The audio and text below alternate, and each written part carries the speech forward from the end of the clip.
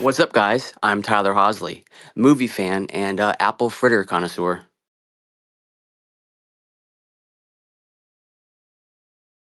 Hi, I'm Kevin Matthews, Scottish film fan living in England, and I just want to clarify that any issues last week were down to me, down to my Wi-Fi connection, and whatever was cobbled together to make it sound decent was thanks to Dave.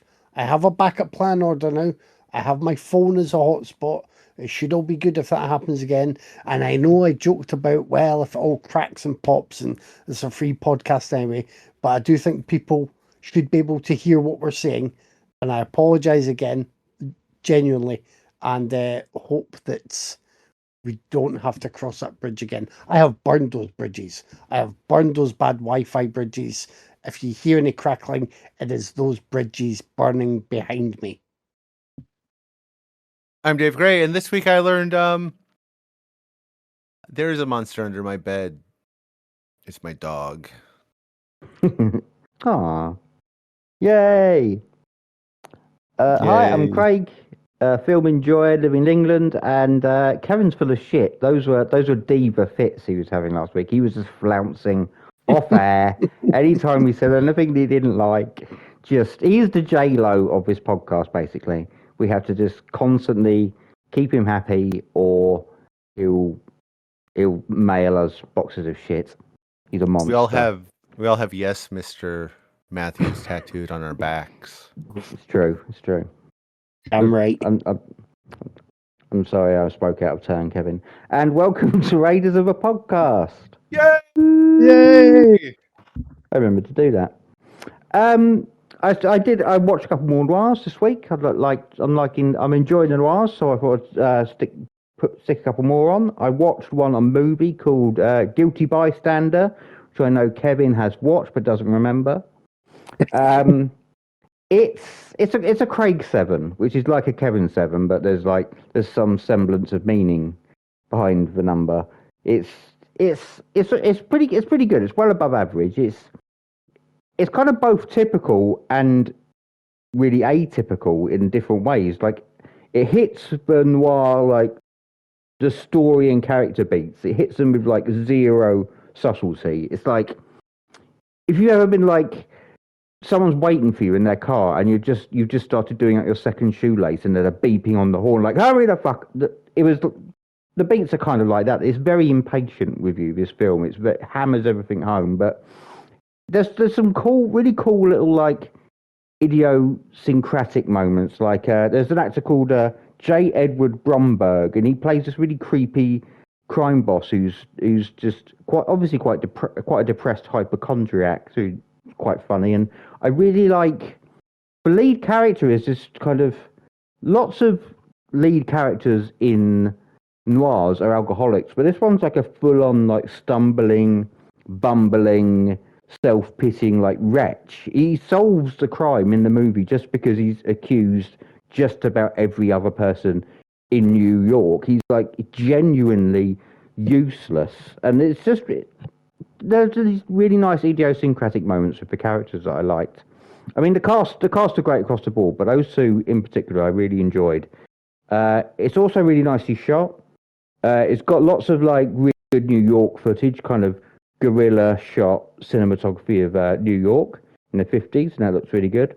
And it's a solid story. It's a decent story. There's a twist in the tale that's pretty solid, but it still sits around a 7, and I think I might like it a bit more if I watch it again, because I didn't know when going in. I might enjoy it more knowing that this is a film about an alcoholic who's a detective and not a detective who's an alcoholic, if you know what I mean. It's definitely more of a drama about an alcoholic who fucked up and is trying to make it right, and kind of not doing it very well because he's a massive alcoholic. It's an interesting film, and I think I just didn't. It wasn't what I expected to be, so I might like it a little bit more next time. It's worth a watch. Do you remember that one, Kevin? No, I don't remember it well, but I only gave it a Kevin 6, and a short letterbox review that said wasn't absolutely top tier, but was a fun time. I did mention the flawed central character, which is, I think you've put it best, saying it's actually an alcoholic who ends up in the middle of things. But yeah, I mean, it was okay for me. I think it's a solid one. Has Dave seen that? I have, yeah. Yeah. I am more in line with you than with Kevin. It's a solid Kevin 7, except not a Craig 7 7. from Kevin. It's a Craig 7. Yeah. Thank you Sorry, very that's much. just habit. Old habits die hard, man. Old habits die hard. And that's fine. That's fine. After that, I had a real itch, so I wanted to watch a film that starred Gene Tierney and Vincent Price, and was made in the 40s and had gone home with the Oscar for best cinematography. So I watched Leave Her to Heaven, and that's a good one. That's a fucking good one. I think a couple of people have posted about it over the last year, and I fancied watching it anyway. And Dave's pick, gave it a push. I think. Oh God, I can't remember her name. Much smarter than us, writes about noir and Christiane? Christiane? Yeah. I think she's posted about it before, and it sounded really interesting to me. She's the first person we think of when you say some female who we know is much smarter than us, which is like Christiane. Post about noir. Yeah. So it's Christiane, then Anna, then I mean, like it's a big list, but we'd have worked our way down. I mean, I didn't really need to use the smarter than us bit. We assume, we tend to assume, but yeah, that's a real good one. Leave It to Heaven. It's I don't want to give much away, but it's basically about this complete putz who really all he had to do was dedicate himself entirely to Gene Tierney for the rest of his life, and he doesn't do it for some reason, and ends up just kind of exquisitely fucked. And it really is just kind of exquisite to watch. I really, really, really liked it. Like, Gene Tierney is fucking superb in it. I'm going to go a little off track here. I remember someone was posting the other day about actors who've got lots of range. You can play, lots of different characters. And the ones that people were suggesting, they were good ones, but they were people who, like, they lost loads of weight, or they gained loads of weight, or they wore lots of prosthetics, or they had widely different accents, and da da da da da da da. And I thought, yeah, that's cool, and they're good performances, and they do have range. But the first one I thought of was Tatsuya Nakadai, who plays roles in Sword of Doom and Harakiri, where you could barely believe it's the same person, even though they just look the same. There's no great physical difference, and that's kind of how I feel about Gene Tierney after seeing Leave Her to Heaven and Laura, because it's the same face, a kind of unmistakable face, but real fucking range between these two films of what she can play, and I just thought she was fucking fantastic. And the whole cast are really good, but yeah, I've become a Gene Tierney fan this week, and Sorry, Craig, I'm gonna watch. have you? Can I ask if you've seen The Ghost of Mrs. Muir? I have not. I mean, I think Dave will agree with me. It's an absolute delight. Yeah, that's a good one. And I think you'll really like that as well. More great Gene Tierney. Heaven Can Wait is another really good one with her. Yeah. She did some really good I'll stuff. add them to the list. But yeah, Leave It to Heaven's really good. It's got some absolutely fucking delicious dark comedy in it, but just little lines that make more sense if you watch it in. You have to watch it to get why certain lines are funny, but there's just little ones like nothing ever happens to Ellen, and they're just kind of packed full of meaning as the film goes on, and it's a very good film. It's got definite what are the vibes? It's got little proto Ripley vibes to me. But yeah, I really like Leave It to Heaven. Everyone seen that?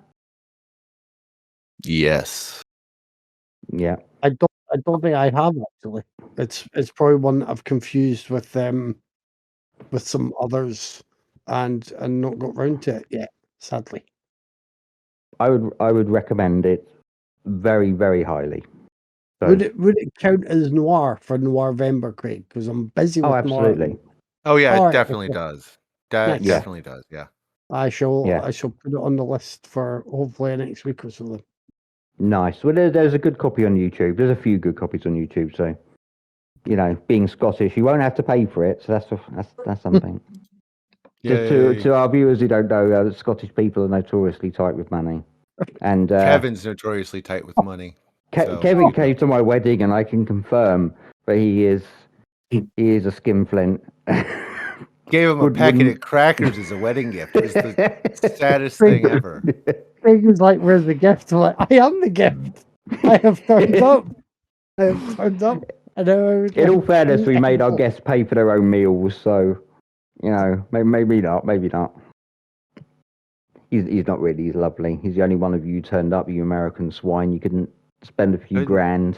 I mean, I tried to work it, but it could not work out because there were 2 empty chairs, and we just stared forlornly at them.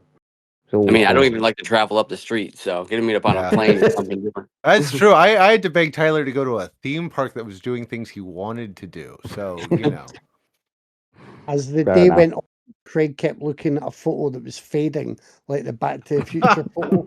And I had to reassure him that we would fix it with editing software later. It's true. Nice. I squeezed one more in this week as well. I really liked this one as well. It was the 1970 revisionist Western stroke exploitation movie Soldier Blue, which I'd heard about it quite a lot over the years, and it's just popped up because Studio Canal, I think they're called, they just done a restoration, and it's looking very good. It's an interesting film, especially as the time it came around and revisionist westerns were becoming a bit of a thing, and it's bookended by massacres. There's a beginning massacre and ending massacre, and they are both horrendously brutal and really savage moments in this movie. But the meat of the film in the middle is just kind of like a rollicking Wild West adventure with a male and female lead who kind of have wildly opposing points of view and end up going on an adventure and fall in love, and it's very funny, it's very sweet. The 2 leads, what are their names? Hang on, wait there. Candice Bergen and Peter Strauss are really good. They just avoid the people looking to kill them and run into a very, very crazy Donald Pleasance, and then at the end, there's just one of the most horrific massacres I think I've ever seen put on the screen. Just absolutely gut-wrenching. And I've seen people say that the whole film is like a real failure in terms of tone, and I would say it isn't. I would say it's very intentional that the middle plays out like a Saturday morning serial, like, just this jolly good adventure, but this film makes sure that it is absolutely steeped in blood and gore and violence and horror, and just doesn't allow you to enjoy a jolly good rollicking adventure like maybe you used to, because you're very aware, especially at the end, just how steeped in blood this genre is. I think it's not perfect, but I had a really good time with it, and if Studio Canal are putting out a Blu-ray, I'll be grabbing that one. Has Tyler seen that one? I have not seen that one. I would hunt that down, because some people say it's just a straight exploitation film, because the massacre that takes up the last 15-20 minutes is just, whoo! It would make Sam Peckinpah kind of reach for the sick bucket. I really like it. Has anyone else seen Soldier Blue? I don't think I have. I have, yeah. It's been a minute, but yeah. Some things stick with, like, often I'll watch something, I'll be like, yeah, but I don't really remember it because I watch a lot of shit. But yeah, this is not one where I very much remember it. Yeah, it's a strange one, but I think it's an interesting one in the evolution of westerns from old school into the revisionist westerns of the 70s. It's an interesting entry, so I would I would recommend you rewatch it, and Tyler and Kevin should give it a go. But Tyler especially, because Tyler will just love how disgusting it gets. Not love it because it's awful, but you know he'll be into it. But that's me for the week. I had a very weird week. I watched a bunch of stuff for reasons that I can't talk about quite yet. I saw Dust Bunny. I can't talk about it because I'm going to talk about it with the guys over on Watch Skip Plus in a couple weeks. I want to talk about it. I will say if you get a chance, I think you should go see it. I watched a bunch of El Santo films, but I'm going to talk about it with AC tomorrow. So, you know, I love El Santo, and I enjoy several of his movies. We're going to be talking about Santo y Blue Demon contra los monstruos. I'm sorry, I butchered that. Santo and Blue Demon against the monsters, and that's a fun one. But the ones I can talk about that I watched as extra credit, I watched Santo vs. Frankenstein's Daughter, which is one of my favorites. It's very 1971 Mexico. It actually, Gina Romand is Dr. Frida Frankenstein, and she is an absolute blast in it. She was fun. 50s and 60s Mexican actress. I think she's actually the love interest in another Santo movie, but I could be wrong. I think We she's the watched girlfriend. Versus the Monsters, didn't we? We For the podcast. is that the didn't one we? we watched? We I did did watch a pick one Santo last movie, week. and I don't remember which one it was. Was it that one? I think so. Well, I if it was, remember then you should having go a back and... having a fun time with it. Yeah. Was it that one? Yeah, we did watch a Santo movie. I just couldn't remember which one it was. Yeah, I think she was a little interest in the Infernal Men. I also watched Santo and Dracula's Treasure, which is a fun one. Santo versus the Zombies, which I think that's a pretty early one in the run, and that's a fun one also. I really like the Santo movies. They're not good, but they're kind of good, kind of great. I watched The Long Goodbye, which is an all-time favorite of mine for a little noir vimber in there. We have discussed it on the podcast, but it was a long time ago, so don't ask me which episode it was. I think it was actually in our first year. It is long ago. It is a great one. You should watch it. And besides that, I went to say goodbye. One of the local drive-ins is closing forever at the end of the month. They sold out the lease because a lot of drive-ins, they don't own the land they're on. This is what's killed a lot of them. And what happened is the landowner pulled the lease after what was it? 69 years, 8 months and 15 nights. They pulled the lease, so it's closing forever next weekend. From today, it's closing forever on the 1st of December 2025, and it's a shame. So I went to say goodbye to an old friend, and I saw a double feature of Wicked movies, and I hadn't seen the first one, and the first one's okay. Like, I don't dislike it. I think it could be a little better in how it's shot and edited, but the cast does really well. Irvio and Grande work really well together. The supporting cast is mostly really solid. I adore Michelle Yeoh and Jeff Goldblum, and if they bought me a drink at a bar and asked me to come back to their hotel room, I would, like, without hesitation. And so would everyone listening and talking to me this evening. So let's not lie about that. Yeah, it was okay. The second one we didn't finish. I feel like because... Jeff Goldblum would like sit on a stool in the corner of a room now and just rate you. Just, you know like, what? tell you in very graphic, I'm not gonna lie. blunt way how you're doing. That might be my absolute favorite fantasy now.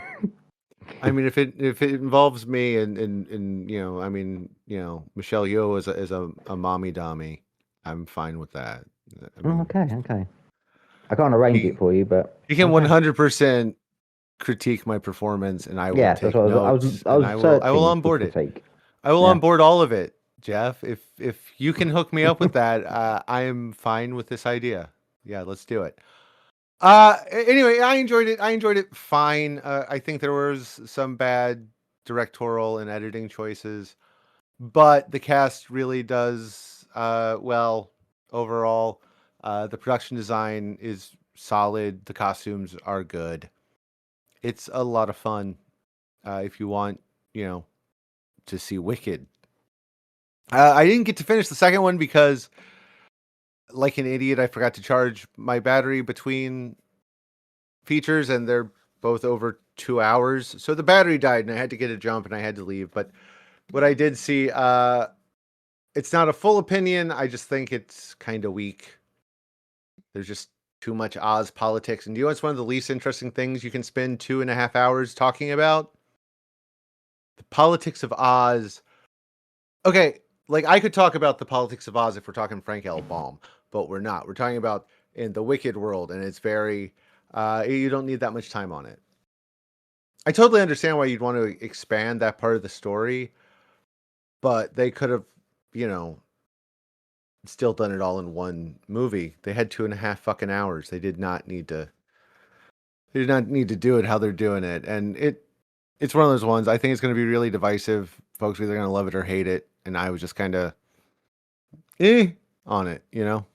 I'm definitely going to go finish it probably tomorrow. Take my niece to watch it all in one sitting, but I'll let you know if I change my opinion after that.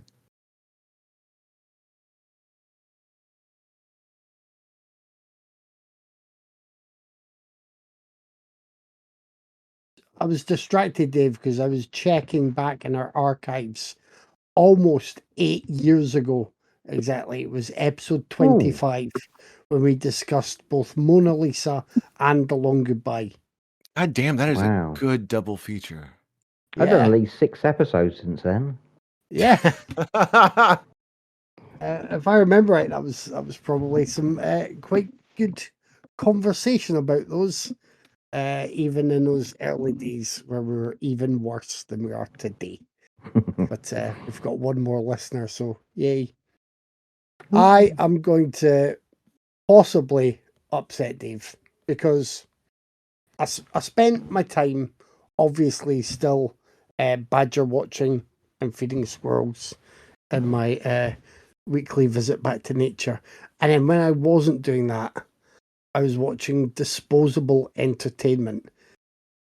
And disposable entertainment came along in the form of not one, but 2 more Kenneth Branagh Poirot movies.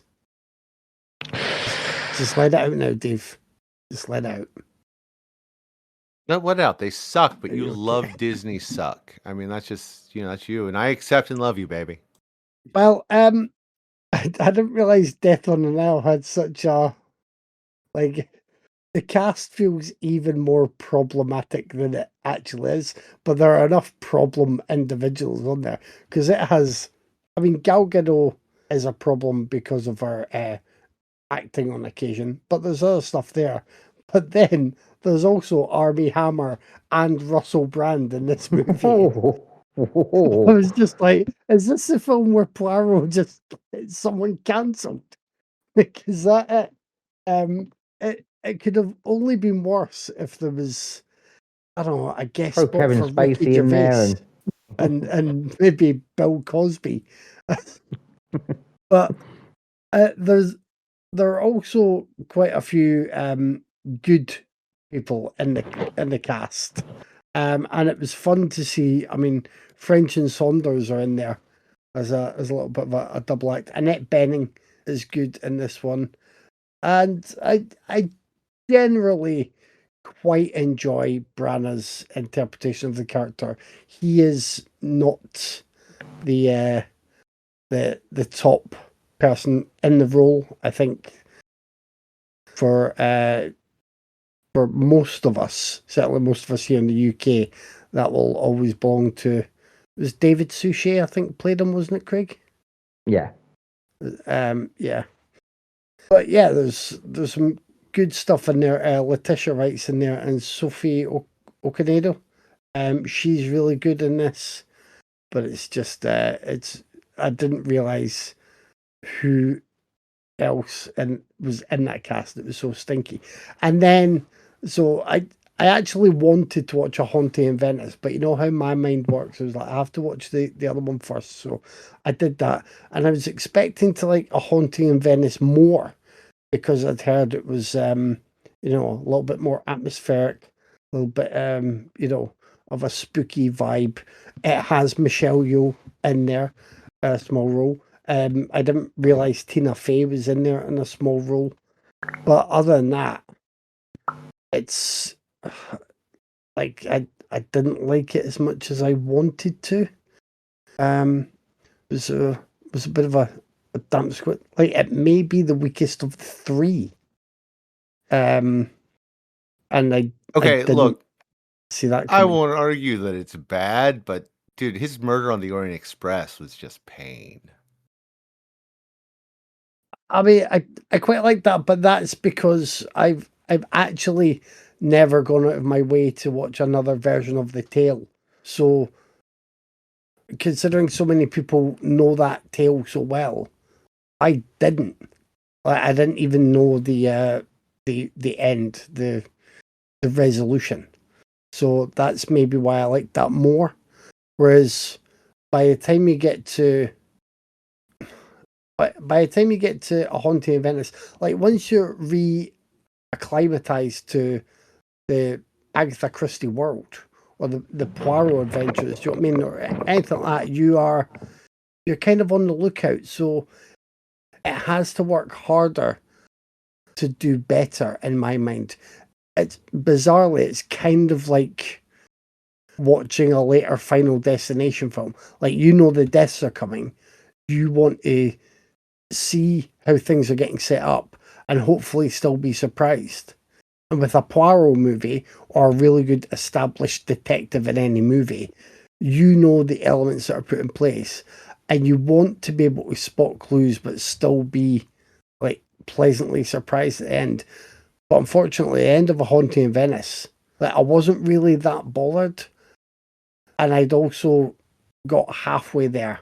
But from the very earliest scenes, it was like, right, I think I know what's happening here. So again, it's all based on Murder on the Orient Express being quite fresh to me, whereas so many other people have known it for decades. And Death on the Nile still having that, I think, had a bit more invention in how things were played out and how the conclusions were reached. Also, I mean, I know you'll agree, Dave, it could have done with more Michelle Yeoh than A Haunting in Venice. So, Well, that's everything. yeah. I mean, more Michelle Yeoh and less Jamie Dornan. Yes, please. That would have been the great equation to help it. But that didn't happen. I've also been forced to start watching the Christmas movie selection, even while I'm trying to wade through November. So I will tell you all now that you should avoid 12 Toys of Christmas. I'm sure you had that on your viewing list already. But don't. I did. It Don't was like keep it top. number 3. Yeah. Maybe number 4. It's not good. Not even good for the basic Christmas movie. It's just it's horrible. And I look forward to shredding it when I get around to writing a review of it. And then I watched it's called A Cinderella Christmas Ball. And I won't mention this too much because, put it this way, I was 10 minutes into this and I messaged Emily, who does the Feminine Critique podcast and has done her annual sort of run through Christmas movies. I messaged her and I was like, we need to cover A Cinderella Christmas Ball. It'll be perfect. It hits all the Sounds like Christmas the sort of movie thing where bingo Eric numbers. Roberts appears via Zoom. You would think that, and it is not. It is so the main star is Danica McKellar, who is famous now for Christmas movies. and famous to a previous generation that includes myself as being Winnie Cooper from the Wonder Years. There's that side of things. It's still weird to see her in all these movies, and she has done loads. Like, she probably must be visiting studios and getting in fist fights with Lacey Chabert behind the scenes just to get into the next Christmas movies for the season. It's between those two. Yeah. He's got to do something between writing books about math. Oh, I feel she probably hasn't released one of those in a little while, but she's written a ton Did she of do books about math? Yeah. Oh, well. Yeah, maths doesn't suck. Hot X algebra exposed. Kiss My Math. There's another one. Girls Get Curves. I think that's her geometry book. I haven't read any of them. I just know they exist and I know the titles because Winnie Cooper wrote a bunch of fucking math books. She's written a bunch of kids' books too, about counting and math, but I don't know their titles offhand. I think except Goodnight Numbers. She must be cashing it in. She's certainly churned a load out over the recent years. I think, like, Emily has her checklist of Christmas movie tropes to look out for, and I'm going to propose she adds two, or certainly adds two secondary considerations. And one is, when it's a Christmas movie or any sort of standard TV movie, look out for the crowd scene, in inverted commas, where they can't afford to have a crowd. So they always put like 3 or 4 people's heads in front of the camera, and then just keep it the one angle facing the stage. Fill it up with lackluster ADR. And then later, if they do pan around, they're using like shadow puppets or something. It's really obvious when they can't afford a crowd. And the other one, which is illustrated hilariously in this, is when they have the actors who were there for a day or two but never got lucky enough to get a speaking part. And it's just something like, there's a guy here, and I might be misremembering already, but he's a main supporting character, and he has a wife and older teenage boys, and they have a scene kind of celebratory, and I'm sure the others don't get to speak. And I just said to me, I was like, they did not get that speaking part money. They were trying. They probably thought they were guaranteed because they were wife and children of the main support character. And the producers were like, nope, you don't need to speak in this scene. You just need to smile, look pleasantly surprised, and have a big group hug. So I look forward to positing that extra option to Emily when we discuss that in a couple of weeks. And then, as if Dave wasn't disappointed enough in me indulging in 2 Poirots for a week, I capped things off with a Wahlberg movie. I'm sorry, Dave. I'm also sorry that I quite enjoyed this one. It was much better than the last one I watched. I finally watched The Family Plan because it was an easy option for a weekend watch, and it's that thing that's been done a lot in the past few years as well. Someone with a past is like a dangerous and skilled operative, and now have a family. Oh no, the past has come to bite them on the bum, and they want to keep everyone safe but try and keep it a secret until they can reveal the truth. That's what it is. Mark Wahlberg is that person with the past. His wife is played by Michelle Monaghan, I think, and they have teens and a baby, and the teens are pretty good. The baby is Isabel used to laugh. one of the teens. No, Zoe Coletti is a teenage daughter who's I'm very thinking of good. a different film then. Right. There's that many in this vein, really. And I mean, there is a second one. I did say to Vicky, we'll watch this because the second one has looks to have Christmas trimmings anyway. I said we can watch this if you like it. The second one has Christmas trimmings. We can do that. We did.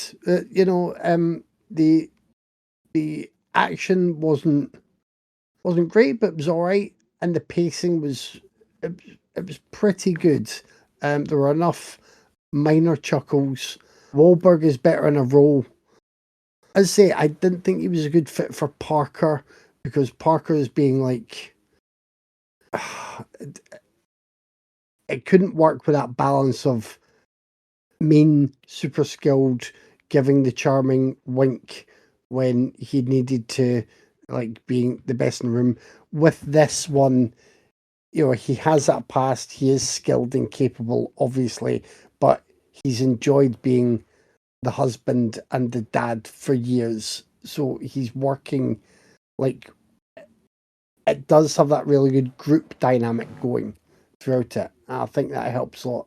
It was just, it was a good bit of fun and it looked, I think, a bit better than most straight to streaming movies. I find that quite a lot with some of the big Apple titles because this was on Apple TV. And for those interested, they've got a little Black Friday deal. You can get a few months cheap if you want to check out Pluribus, which I'm still up to date with, and Slow Horses Season 5, which I also watched on holiday and enjoyed. This podcast is not sponsored by Apple. That was me. Don't do a big sigh, Dave, just before. No, I was looking into Danica McKellar, and she's one of the ones that jumped to Great American Racism. Aww. Yeah, okay, so you might not know about it over there. So Hallmark did all those holiday movies for years and years and years, right? Yes. And then in 2021, the former head of Hallmark went to Great American Country. They renamed it Great American Family. They started making their own Christmas movies because they thought there were too many LGBT and minority people in the Hallmark channel, which is fucking ridiculous. But yeah, she is with Kirk Cameron's shitty little sister as one of the racists that jumps ship. So I've been seeing those. So yeah, that might have been at the start of this film because I've been seeing Great American Family pop up, and in my mind, I'm like, well, is that some offshoot of Hallmark or is it just a competitor? But yeah, that makes sense. So they're the same kind of films, but without any representation for LGBTQ plus members or minorities. I'm assuming anyone of any non-white. Yeah. So that hurts to learn because I don't watch these things. I mean, it was a couple years ago that the jump happened, but yeah. I mean, bizarrely, I need to rewatch that because it's a Cinderella Christmas Ball. Quite a simple movie, you would imagine. And within 5 to 10 minutes, Vicky and I were confused because the main character is told about, some place her birth mother visited, which is a kingdom in Europe, right? So she goes to visit this.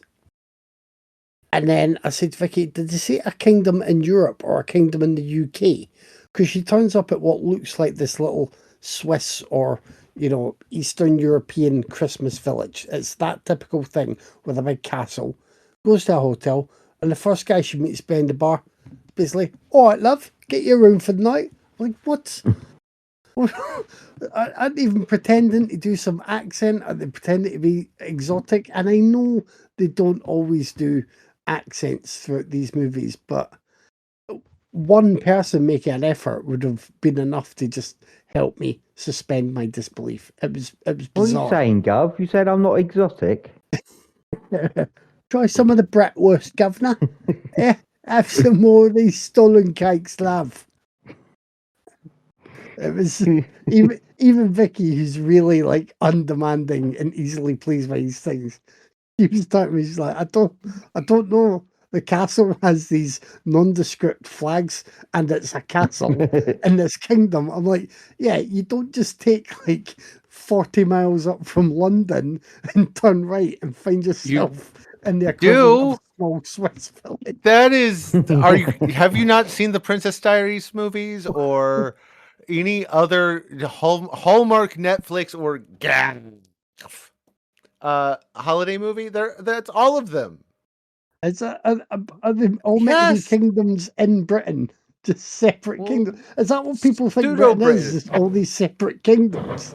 No, we think that you're all worshiping,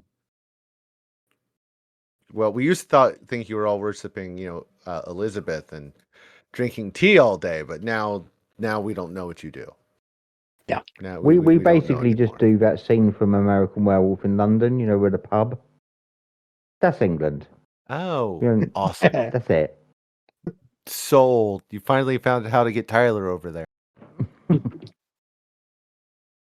I gotta leave the meth and the alligators though. That's hard, man. It's hard. They have meth in England. You're fine. I mean, the Yeah, I know. alligators, yeah, but I'm sure they've got But it's some called Ye Old water Meth. monster. Although at my age, I just sit there and someone kindly offers me a beverage, I turn around and go, "You made me piss." That's it. So that's the old age version of it.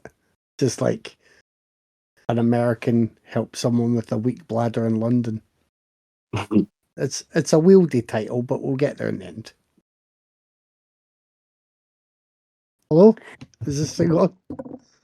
No, we heard it. We heard it. I just wasn't sure how to react. This is where you guys are sitting there being like, I hope his fucking internet cuts off again. I was debating. Craig's messaging frantically, Dave hit the kill switch again. You That said is you were me now, Tyler, Vodafone, that is yeah? me. We would need to drop them a line. I don't know where, just do all of County Durham. Just Oh, we need to move on. It's not. It's only we're just gonna. T. How you Yo. doing, T? Save me, T. Well, let's see. I watched A Wet Dream on Elm Street starring Sophie D and Tommy Pistol. I'm kidding. I mean, God damn. Oh, okay. I've seen that, but just not this week. have you seen Um, all of it from beginning to end? oh yeah, I've seen all those. Texas Nice. Raider Massacre. I've seen all that fucking shit. They're entertaining. Wait, Texas. No, The I Texas don't want to know. Vibrator. I don't need to know. No, I saw the Bear Witch Project, and I didn't need to see more than that. But thank you for letting me know that exists. Don't you want to watch Leatherface titty fuck someone? I know I did. That's why I watched it. No, that's why I didn't watch it. It was amazing. So much jizz. But now I forgot what I actually watched this week. Hold on a second. Oh yeah, I watched The Shrouds, David Cronenberg's newest. I thought that was fantastic. Like Cronenberg just like grief dumped all over us with this one. Just you can tell how personal of a film this was for him too. I think he lost his wife recently, if I'm not mistaken, which is why he made this movie. But it really is a really great exploration of grief in like the bleakest, most Cronenbergian way possible. It's really, really good. And Vincent Cassel and Diane Kruger are just amazing in it. Really, really good film. Probably one of the year's best. It might make it into my top 10, just maybe. I don't know. I have to watch it again, but it's brutal stuff. Really good. And besides that, I watched Last Night in Soho again. And I may be in the minority with this one, but I think it's one of Edgar Wright's best films. I love this one, and I will forever stand by that take. I mean, don't get me wrong, I love the Shaun of the Dead films and Hot Fuzz, and just I've liked almost everything Edgar Wright has made except for Scott Pilgrim. I'm not a fan of that movie, His best but movie. yeah, I hate Yeah, that. what the fuck, man? His Fucking hate. masterpiece. I hate that movie so much, but I love Last Night in Soho. That soundtrack, the cast, it's wonderful. Um, and that is pretty much me for a week. Just a bunch of TV. Besides that, Oh, I just remembered something else I watched. I can't believe I forgot it twice in a row because I really loved it. Sorry, I didn't mean to interrupt you. no, I was done. We all knew that was coming. It'd been like a month since I had an oh moment. Mhm. Like I've been really good. My memory has been working, but no, it stopped. It stopped last week, and it worked as soon as we were done recording, and it stopped again as soon as we started again. But I saw Escape from the 21st Century, which is a Chinese comedy action film, and it is amazing. And I am going to force you guys to watch it sooner than later. Since Yay. Scott Pilgrim reminded me of it, it's kind of Scott Pilgrim-esque. T. I'm sorry in advance.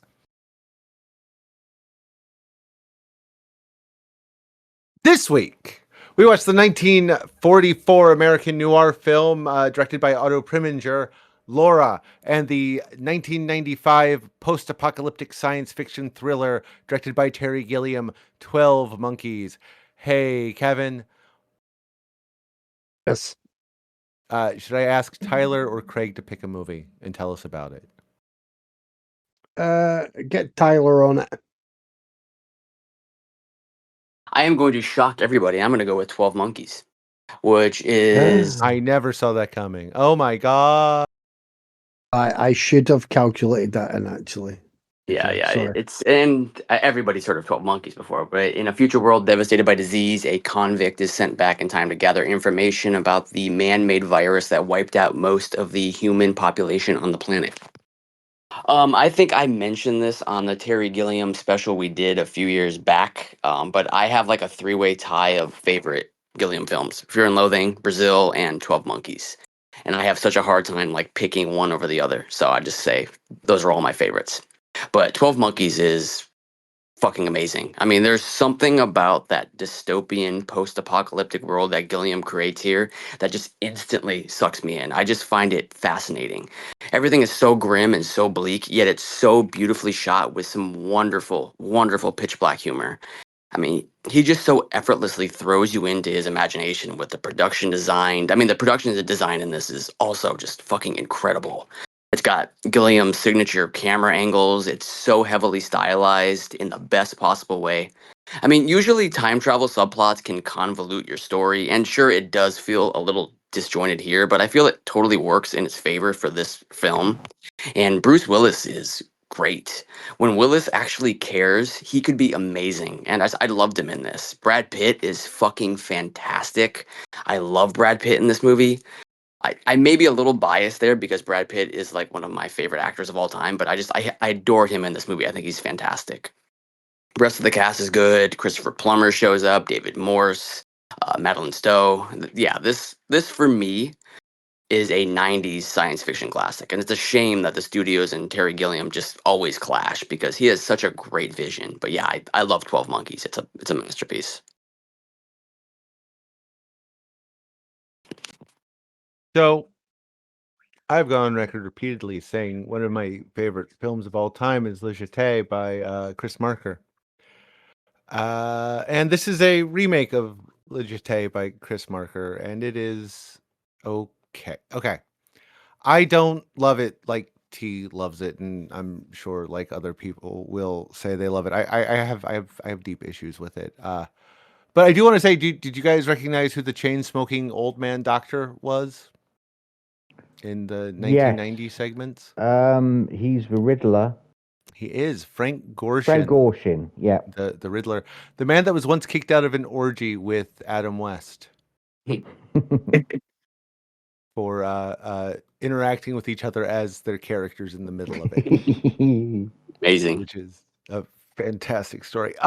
Okay, so my problem with this, and it's a problem I actually have with a lot of Gilliam films, and I do enjoy Gilliam stuff generally, but there's a lack of character connection that I feel it needs in this, especially between James Cole and Madeline Stowe's Dr. Karen Riley.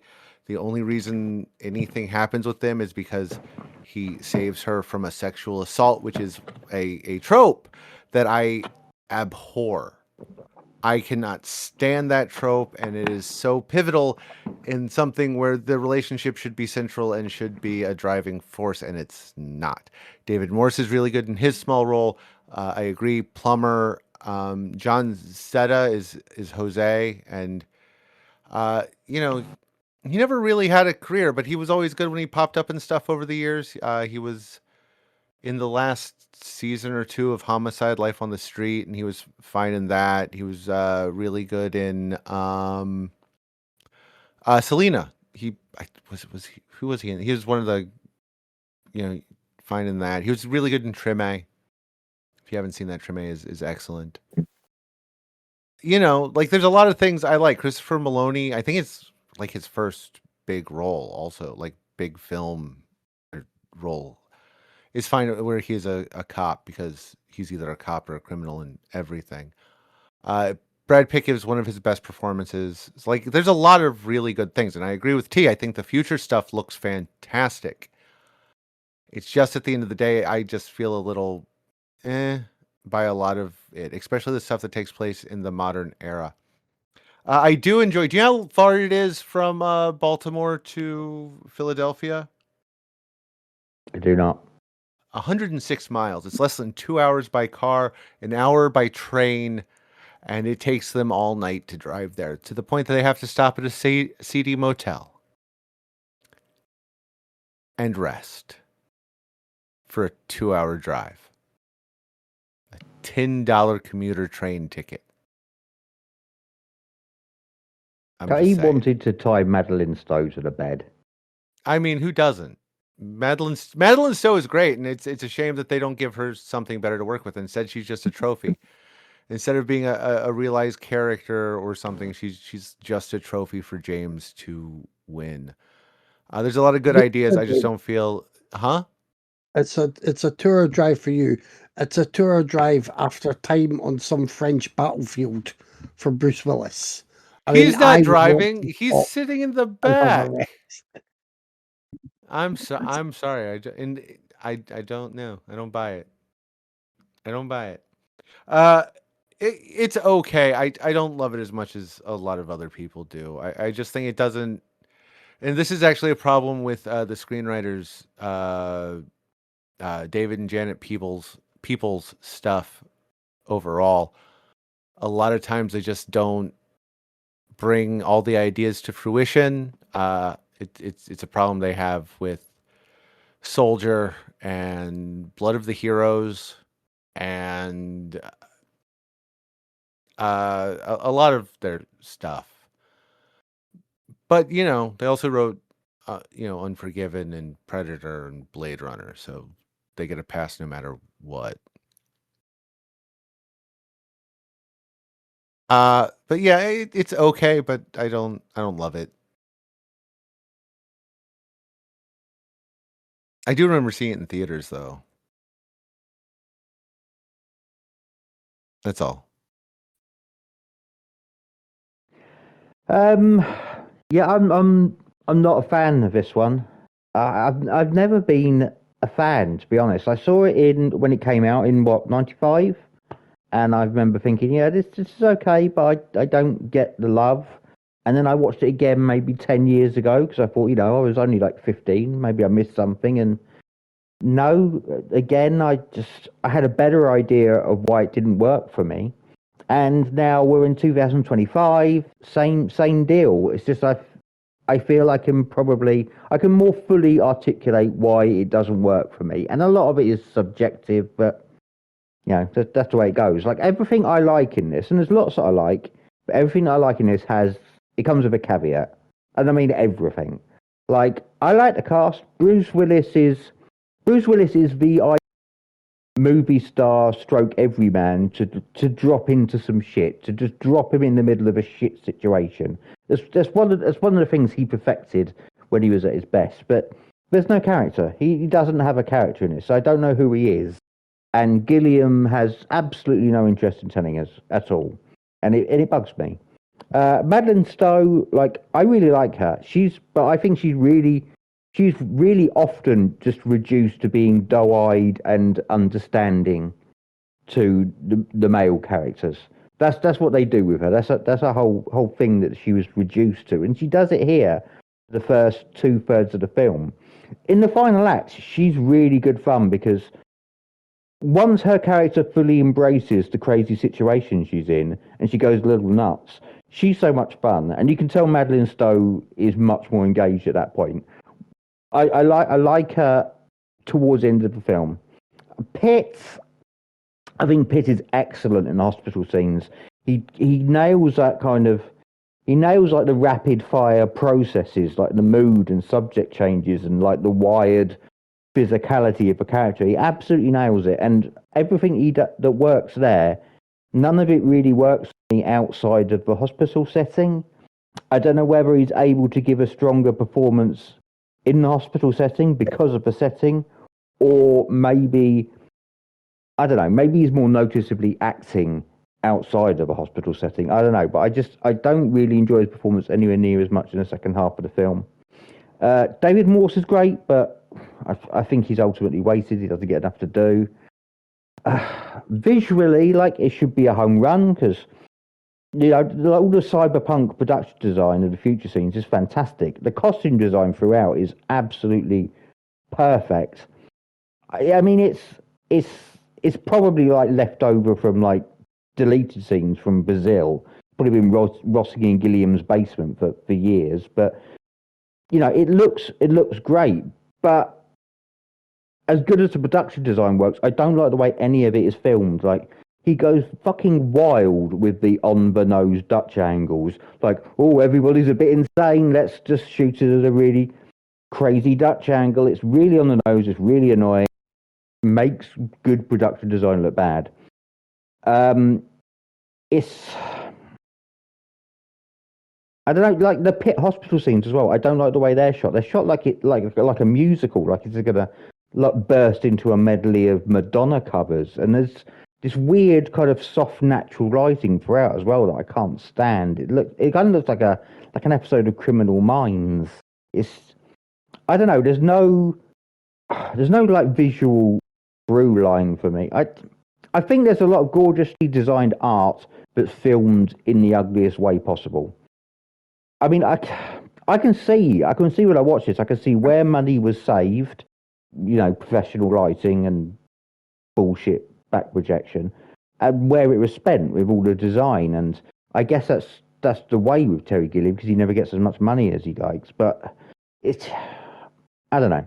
I mean, the story's fine. It's got some smart ideas, there's some fun ideas, like the whole kind of environmentalists will destroy the world bullshit fears get kind of, you know, parodied. And I like the idea of mental asylums being flooded with legitimate time travelers.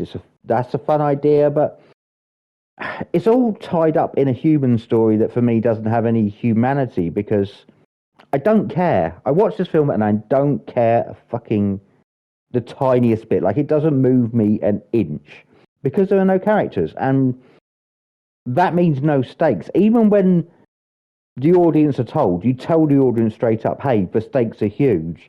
If the characters don't feel real, the stakes don't feel real. And that's my biggest issue with this film. I don't care about anything that's happening. I mean, why did they send Bruce Willis back in the first place when he's a legitimate moron? Why does Willis kidnap Madeline Stowe? Why? Because it makes his job 1,000 times harder when suddenly he's like a convict on the run with someone he's kidnapped. He makes it 1,000 times harder. Why does he do it? Because he's a moron. So why send him back in the first place? A lot of the writing aggravates me, and I wish Gilliam was more interested in the human aspects of the story because he's not. He's kind of like a Guillermo del Toro. He's too busy tinkering with the look of the film and the production design to give the characters a lot of room to breathe. So for me, it's not engaging until the very end. And then when you reach the very end, it's so hugely convoluted and such an eye-rolling kind of way that I still don't care. And it's a shame. But like I said, there's lots of good stuff, but ultimately, I just don't give a shit. And I should, because it's about the ends of the fucking world. You know what I love? What? When one of you guys taps into things I think, but I decide to be nice, and you just go for it, and I love you, boo. That's all. Ah, I love you too, baby.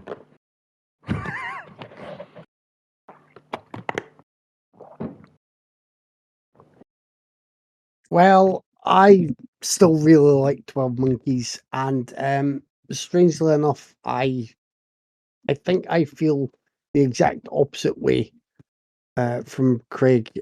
I like it because of the humanity intertwined with the great ideas. I think it's I think it's great and interesting sci-fi, and it's actually a great mix of central characters. Now, they're not all the best they could be in terms of the writing and performances. Particularly, I think Madeline Stowe is underserved by the script. I do think you maybe don't get enough about Willis's character to be convinced, other than the fact that apparently he can remember stuff that will be useful for sending him back. But yeah, I really like it. I think their performances win you over. Pitt is very good at being really wired. The other people that you see are all doing well. David Morse, always impressive. Christopher Plummer, always forget he's here in a small role. And the other people already mentioned. The reason I wanted to bring 12 Monkeys to the table, though, is I've always had quite a problem with it in terms of. I think it's a film that best illustrated to me the divide between what a director maybe wants to deliver and how that is out of their hands once it goes to audiences and viewers. Like Terry Gilliam, I believe we've discussed this before.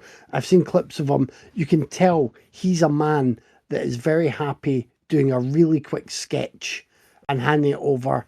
And if that is the best way for him to literally illustrate his idea, he's happy.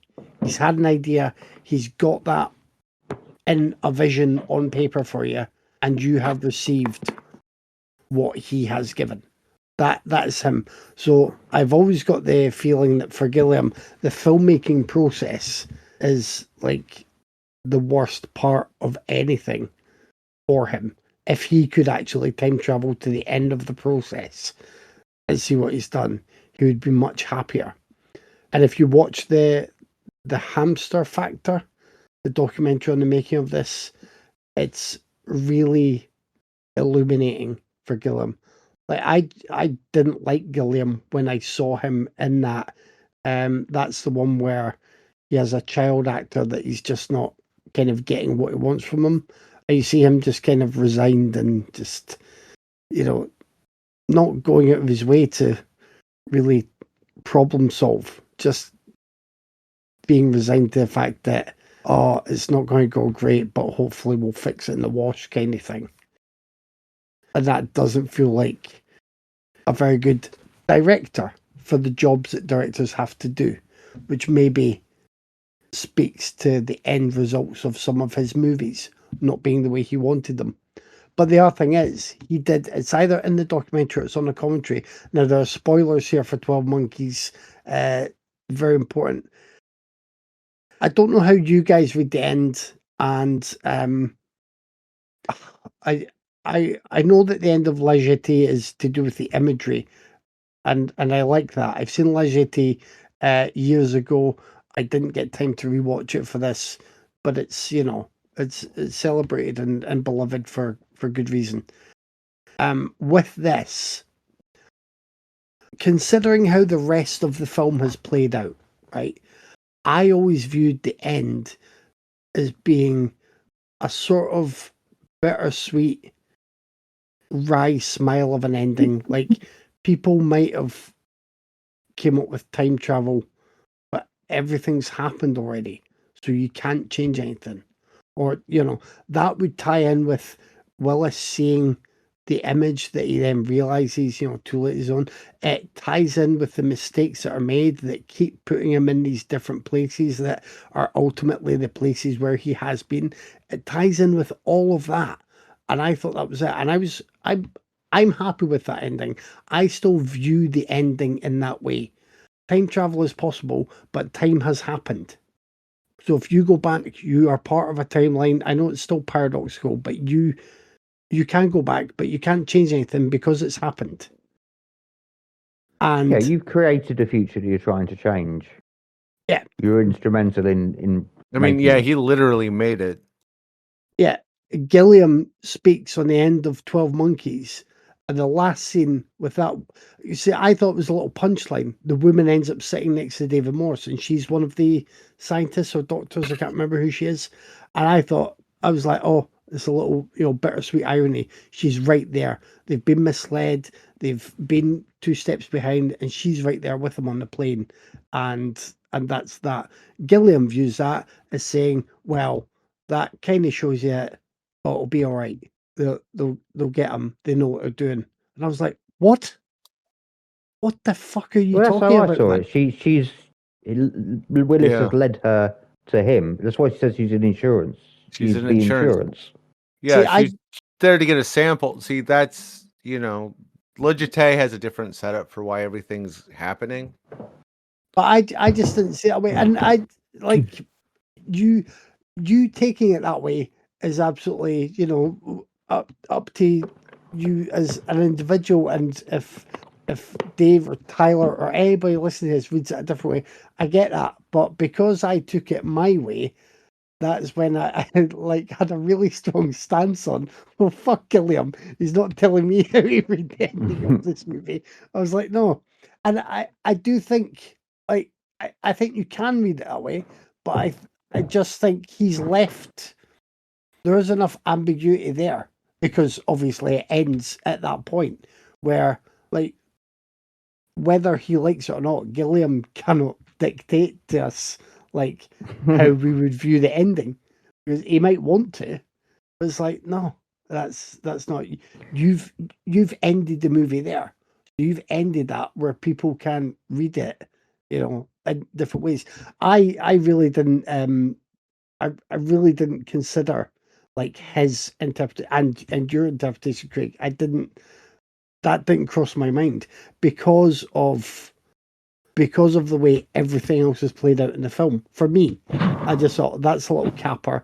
It's almost a little, as I say, a little wry punchline, and that's it. But if people do, that's fine. But Gilliam sort of saying that as if it's a really clear statement at the end, I was just like, wait, what? No, you've ended the film there and put it out there, so it is what it is. This is actually Take it quite really. wild because when I speak about Laura, I'm going to speak about how I disagree with Otto Preminger about the end part about what his film means. So Right. I get what you're saying because he's said no, you're wrong, and I'm saying no, I'm fucking right. God damn you! What you find out about that in a minute. Yeah, I think for Gilliam, like for me with Gilliam, he makes movies that some of them are really, pretty, well, no, I don't think any of them are pretty straightforward, but some of them are a bit more straightforward, and some of them have these ambiguous readings. When we think about moments in Brazil, well, even when the sequences in The Fisher King, although you could argue that's like his most straightforward film, there's all that stuff that he puts in there. Now he's choosing to put that into a film, and in his mind, he might have that one reading, and that's, you've picked up on that, Craig. You've picked up on that, Dave. I don't know how Tyler takes the ending, but if he's taking it that way, that's all well and good. But to present a film in that way, like, he has to know, or that, I've got these details throughout the film, or I've got this ambiguity here. People can read that. It's like the whole thing with Danny Boyle, wasn't it? Like, try to deny.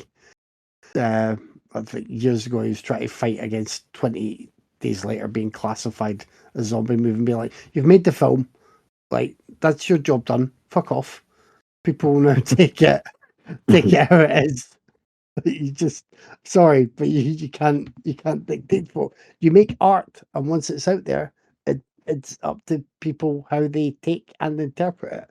And that's it. That's all. It's just, it was a long rant to say very little, but it's always clear that Gilliam is an artist, and for me, it's always clear that I think he would always get to the heart of the matter if he was doing you a sketch and handing you that sketch, and then he'd probably want to be beside you, and if you interpreted that sketch differently, he would talk you around it, how he intended it. But that's not how film works.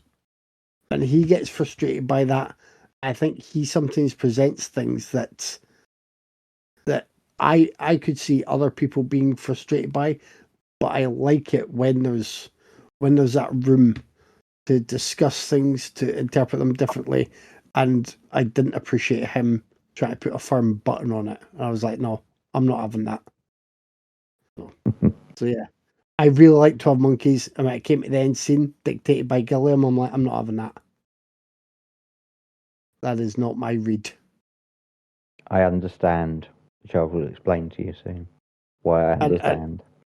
Also, I just have to keep working through this list of films set largely within mental health facilities that I'm now picking for the podcast, apparently.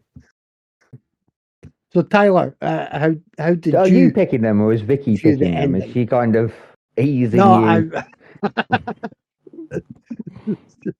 That I place picked looks them. nice, doesn't it? Jack Nicholson's there. He's nice. I picked them, but it's after she's given me my medication every day. That's it. How did you view the ending, Tyler? I mean, I pretty much viewed it as Dave and Craig did. I mean, I thought it was fairly simple, the ending. You know, I mean, I don't know if are we spoiling it. I don't want to, but I just said a spoiler because I wanted to discuss it. I do think it is fairly simple. I I didn't realize it would necessarily be read another way, but I am open to the other obvious way to read it. But I like, and on the one hand, it is very simple. But I say the way the rest of the film is played out, that's why I always thought it was a little button on it. yeah. Does I haven't seen that documentary though. I've heard about that 12 Monkeys making of documentary thing, but does Gilliam try to explain an ending differently than what was proposed? Was he planning a different ending? I don't know. I haven't seen that documentary. I should watch it, but No, he's on board with you guys, but he sort of oh, okay. explains it as if it's well, obviously, it's it's basically a happy ending, and I always took it as well, yeah, not a happy ending. Like it's not it's not a very happy-go-lucky film, No, it's not. and there's this No, I mean, there's this I wouldn't call it a happy ending anyway. It's just a closed loop. Yeah. no, but he kind of describes it as basically a bit of a happy ending, a bit of a light at the end of the tunnel, or a Well, silver but to be silver fair, lining. he All that, also says Brazil is a happy ending. So yeah. So maybe do that, but for me, it was just that is we completely diverged there, and I'm like, Gilliam, you're a great artist. I love a lot of your work, no matter your position as the creator. You still like you just don't you don't get to you just don't get to go around and tell everybody no it has to be read this way. If you've not absolutely underlined and neon lit something, and there is room for other interpretation, which is the good thing about a lot of movies, and the good thing about having conversations about them. But that was my impetus for picking 12 Monkeys. That mentioning the hamster factor again, and the long list of films that Vicky's making me watch in between my medication. And then Dave made us watch Laura after initially picking a film that was unfindable. I mean, I Sorry, Dave, because found I'd it, just forgotten that not with. title already. I could only find it with auto generated and really bad subs. I planned it. I picked it. I was very careful about it, and then the internet went, "We're going to take down this one that you were very careful finding in the safe. Fuck you." So If you'd been like me, Dave, whereas I had a dream the other week of someone in a Hawaiian shirt sitting beside me watching 12 Monkeys, and I knew I had to pick 12 Monkeys, and we watched 12 Monkeys, and that just completes the cycle. So there you go. Stop trying to escape your predestined fate. yeah, Join well, us. it was May God Forgive Me 1948. So I'm not going to go on and on about Laura. I really like Laura. I love the film. I think Otto Preminger is. I've seen a few films from him. I think they're great. Now, Gene Tierney. I need to take a moment to mention Gene Tierney. They had been mentioned by classic film lovers when I was first wading into the waters of internet conversations about movies.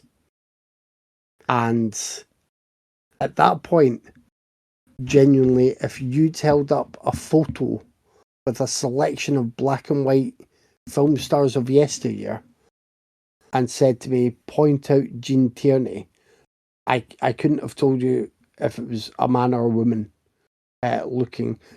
For years, I thought it was a guy because the only Gene I knew spelled Gene were Gene Wilder and Gene Hackman and God, I'm forgetting Gene Kelly.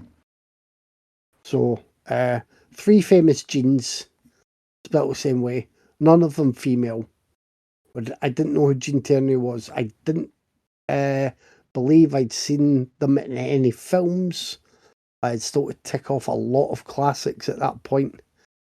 So eventually I dived fully in. I saw Laura. I think in the space of a few months I saw Laura, I saw Dragonwyck, I saw The Ghost of Mrs. Muir. The Ghost of Mrs. Muir is a 10 out of 10 film for me. Laura is 9 out of 10. It's been a long time since I've seen Dragonwyck's Dragonwyck. got Vincent Price in, hasn't it? Yes. Yeah. Did he just follow her for a decade? Well, from film set to film set? Can you blame him? Yeah, I mean, or vice versa. Can you blame either of them? Well, They were stalking each other. True. Exactly. To use a Tyler idea, if I had a time machine, I wouldn't necessarily be heading back to kill Hitler or trying to fix the many, many mistakes that have caused horrendous ramifications throughout the world. I would be heading back to any film set with Gene Tierney and Vincent Price on it, wondering where I'd put the apple fritter first, and then just getting ready to have myself some lovely snacks. That is what I would be doing.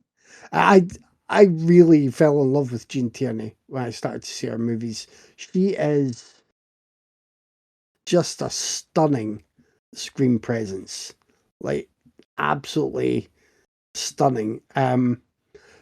When she's in a role like this, where there are a few different men who become besotted with her, it's really easy to buy into the movie because you're like, well, yeah, have you seen her? It's Gene Tierney. She's also really fucking good in every role she has. And she's really funny and adorable in The Ghost of Mrs. Muir. And I'm sorry to keep bringing that one up, but I think it is my absolute favorite from her. Her and is it Rex Harrison in that one? I forget. It's been a while. He's the salty sea dog, isn't he, Dave?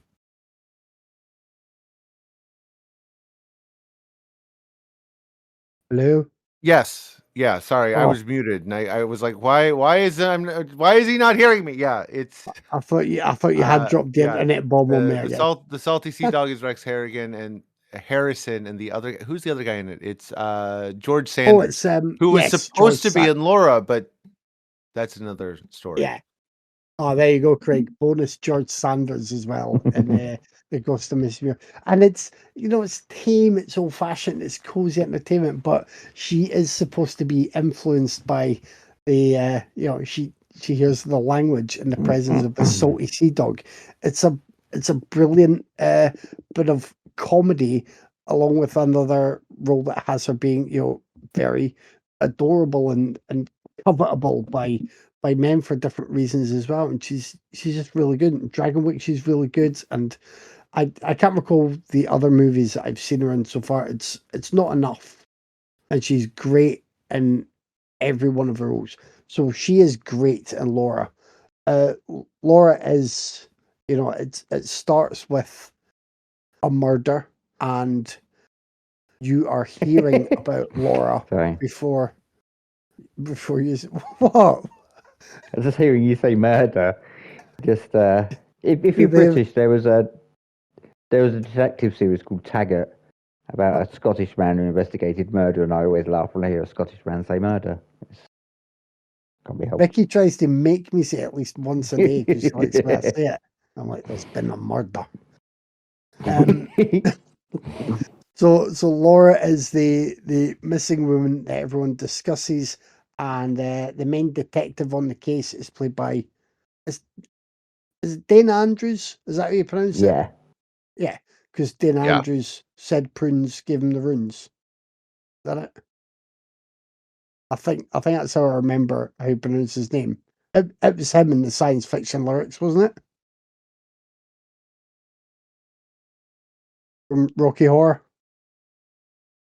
Yes. Oh, yeah. Crap, I I'm think brain so. farting. Yeah. Dean Andrews said prunes gave him the Yes. runes. Yes. Yes. I have my moments of remembering Rocky Horror stuff. Clifton Webb is wonderful as the the brilliant and sardonic Waldo Lydecker, who's quite a card. And yes, Vincent Price as Shelby Carpenter. He was involved with Laura. So these men are also suspect and suspicious of others.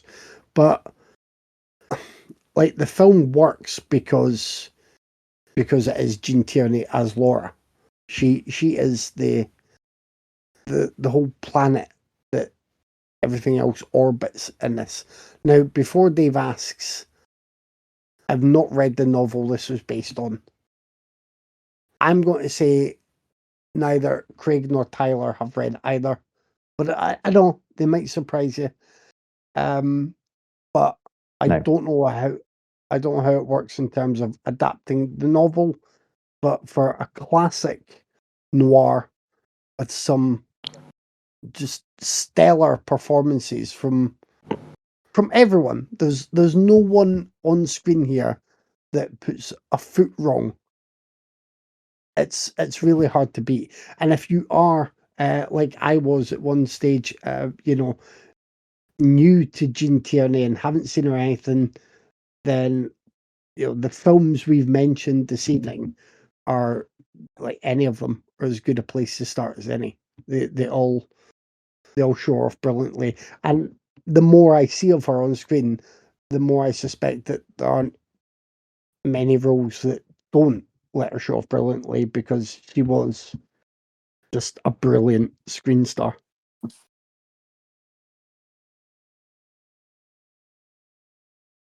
You mind if I go, T? Yeah, go for it. Okay. Yeah, this film, man. This film made me Scorsese. It made me Scorsese really hard. It made me like lean back in my chair, my arms outstretched. Like this is cinema. What a picture. Just blown away. It's either almost entirely flawless or it is flawless. It is totally without flaws. It is something else. Like the cast are like Kevin said, 10 out of 10 across the board. Dana Andrews, he's so great. He's so perfectly hard-nosed that every fine little crack in his veneer is visible. And I think it's really a more subtly crafted role than it might initially appear. Vincent Price, who is the male eye candy in this film, which I am not used to. I'm used to a much older Price, who is still kind of eye candy, but I'm not used to him being the male eye candy. He's so good. He's this kind of rakish bottom feeder, like a charming lamprey. He's kind of disgusting, but you kind of love him. Clifton Webb is brilliant.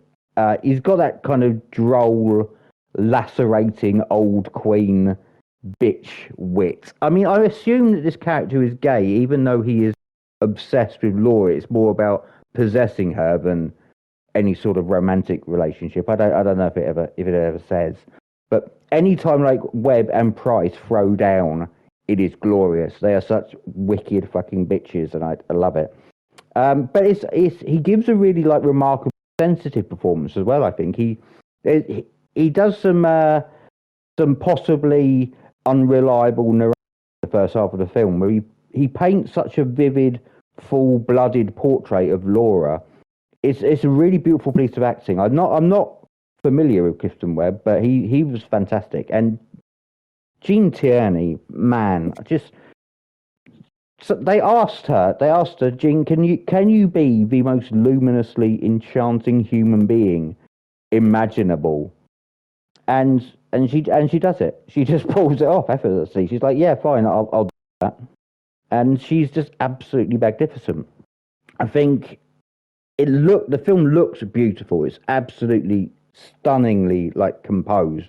The set design is really, really impressive. It's so textured and authentic and lived in. Like it feels the sets feel representative of the characters who live there. Depending on your take on Laura's character, her house might be the only honest representation of her in the film, which I'll get to in a minute when I have a Kevin-esque rant. It has a real sense of violence in it, despite being the time it was made. Like the description of a murder is very vivid, and the punch to Price's breadbasket is the most violent punch I've seen in like a film from this era. The score's superb. The pacing is fucking perfect. The screenplay is watertight. Like all that great cutting dialogue, a story that's engaging from the start, and then it explodes with possibilities at the halfway mark. Just absolutely explodes with 100 different possibilities at the halfway mark. And this is where I'm going to go on a spoiler rampage, stroke rant. For me, when Dana Andrews goes to sleep halfway at the halfway point in this film, the rest of it is a dream. It is his dream. And Otto Preminger has said no. And you know what? Fuck you, Otto Preminger. I'm willing to fight a 120-year-old Otto Preminger if he's still around. I doubt it. I'm happy to just fight his oldest or youngest descendant. I don't care. But the way Kevin felt about 12 Monkeys is how I feel about this, because it's already a film about objectification, possession, male ego, the male gaze, but it's so much more intensely that if we have had no true representation of Laura's character for the entire film. Like it makes even like the kind of low effort title become something like much, much more haunting. Like Laura, the character, she is lost to us. She's completely unknowable, because the characters in this film, they only care about the prominent roles they give themselves in her story. So that's all we get. We get a ghost. We will never ever know a single thing about Laura other than her name and that portrait on the wall. And so I 100% got what Kevin was talking about earlier, because I think there's enough ambiguity here. There is no way Otto Preminger put that character to sleep halfway through the film, has all of his dreams come true in a second, and didn't think that we might see it as a dream sequence. I think he was being a bit coy. And is Otto Preminger 120 years old and alive? No, but two of his children are. One is 84, and I believe the other one's 66. Well, I'm fighting the 84-year-old because excellent. As far as I'm concerned, the second half of this film is a dream. And if it just played out like a normal narrative, I would still love it. I'd still love the characters. The themes would still be there. The production design would be brilliant. But man, on my terms, the dream theory, it posits something really, really fucking interesting. Like, it is the only time in the history of film where it's all a dream has become something so much more fascinating. These different men projecting idealized, romanticized versions of this woman, removing all agency from her, all just the ghost they leave in more ways than one. And yeah, I was really, really blown away by this film, and I'm sorry, but I loved it so much. I'm going to say sorry to Otto. I didn't mean to threaten you in your grave, but for me, it's all a dream. But that's a really, really, really fascinating thing that I possibly made up, but I don't think I have, because he's too smart a man to do what he did. I don't know. Dave will probably have more to say maybe on that subject, but yeah, Laura's a 10 out of 10 for me. Just an absolute fucking corker. Fantastic. Loved it. And very much in love with Gene Tierney now, so thanks for that, Dave. So at the beginning, I really wasn't feeling this movie, but once the story really started kicking into gear and the suspense started to build. I got super into it. It just took a few minutes to get there, a grower, if you will. But then I started thinking about how much David Lynch must have loved this fucking movie, because I feel like this was definitely an inspiration for the Laura Palmer storyline. I mean, there's so many. Waldo. Yeah, there's just so many Twin Peaks parallels in this movie. I mean, I guarantee he jerked off to this movie at least 3 times. At least. I mean, it's so many Twin Peaks parallels in this movie. The script is really good, smart, with some really sharp dialogue. Cast is great. I'm just gonna piggyback off you guys. Gene Tierney is amazing. Loved her in this. I thought I hadn't seen her in anything before, but I've seen the movie Advise and Consent in my high school political science class. But because I smoked way too much weed my junior year, I just forgot that I saw that movie until now. But I really liked Dana Andrews in this as well. Fucking Vincent Price is in this, which shocked the hell out of me because I had no idea he was even in this. But I love seeing Vincent Price pop up. It looks wonderful. Has that shadowy noir just cinematography. The cinematography is just great in this. The score is really fucking good. The score is actually kind of haunting, which I loved. I love the score in this. But yeah, what started kind of slow ended up being a really, really good fucking movie, and ended up being such a tightly paced noir. But yeah, this was a solid, solid pick, Dave. I really enjoyed this one. I'm a big fan of Laura. I'm a big fan of Preminger. I'm a big fan of Tierney. And I'm a big fan of Price and Dana Andrews also. I believe I've said most of those before, maybe not Tierney. I think it's fantastic. The book is written by Vera Caspary. Yeah, I think that's right. It's fantastic. They're kind of similar. I mean, there are differences. The book is there's more narrators. It's got a shifting first person accounts. Laura is a lot more self-possessed and defiant than she is in the film. There's a lot of texture and complexity, and that's just the author's works, full stop. I believe it's currently in print still from I just saw it. I just saw it in a bookstore not long ago. Feminist Press, which is through the University of New York, I think. The author wrote a ton of screenplays and stories for other mysteries and melodramas, and all of her stuff is awesome, and you should check it out. But Laura itself is fantastic. I agree. The soundtrack is great. The cast is great.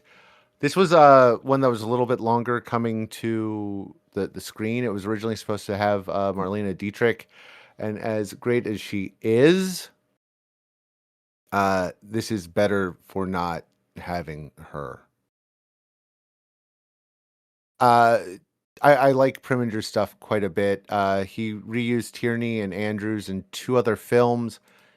One was Where the Sidewalk Ends, and the other one is I cannot think of it for the life of me. I've been sitting here trying to remember. Was it Whirlpool? Are they both? I don't remember if they're both in Whirlpool. It might be Whirlpool. Oh no, Gene Tierney's in Whirlpool. Tierney's in that. She's also I in know. Fallen Angel by him and Daisy. Oh, Fallen Angel. Oh, I think that's it. Yeah. As soon as I said it, it's like, is it Fallen Angel? I think it's Fallen. well, I mean, Where the Sidewalk Ends is another absolutely Yeah, fantastic one it as is. well. Whirlpool's good. Fallen Angel's good also. You know, we covered Bunny Lake is Missing, which is also a favorite of mine. Preminger made a hell of a mystery. It is absolutely fantastic. You should look up anything with Tierney. Kevin, you should. Have you seen Black Widow? It's a 1954 noir. I believe it's written and directed by. I'm gonna fuck up his name. I'm gonna fuck up his name so bad. Nanali Johnson. You have no idea how hard it was for me not to say none anally. No, I have not. I've seen the Right. Black Widow that has was it Teresa Russell Oh, and okay. Yeah, I someone know else? that. No, this that the one one? is. I know the one you're talking about. No, this one is Tierney, Ginger Rogers, and